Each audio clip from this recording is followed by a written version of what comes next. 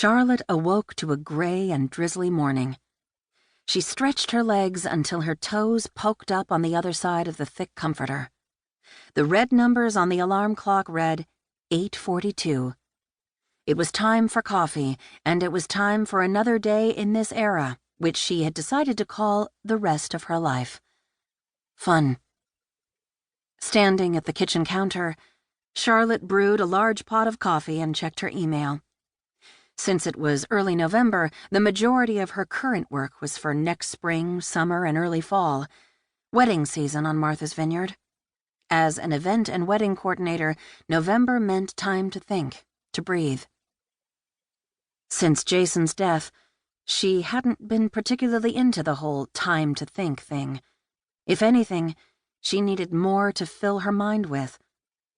Dwelling on the past, according to grief books she'd read, wasn't doing her any favors, but that's what her brain gave her. Images of Jason as that handsome 17-year-old. Jason, age 21, getting down on one knee to ask her to marry him. Jason, carrying baby Rachel around the house, rocking her to sleep. Jason, age 40, wearing his finest suit, lying back in the coffin. No. Rachel walked into the kitchen area, Charlotte saving grace from her darker thoughts. She yawned into the words, "Good morning," then reached for a banana in the fruit bowl. "How did you sleep?" "Not bad," Charlotte lied. In truth, she couldn't remember the last time she had slept like a normal person. "Do you have anything going on today?" "Just a little bit of homework, I guess," Rachel said.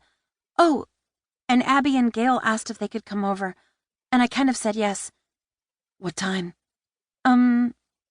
At that moment, knocks rang out from the front door. Charlotte grumbled and walked through the kitchen toward the foyer. On the route, she spotted no fewer than 3 photographs of Jason through the years. The photos taunted her, but she couldn't bring herself to take them down. She wanted him there as much as he could be there.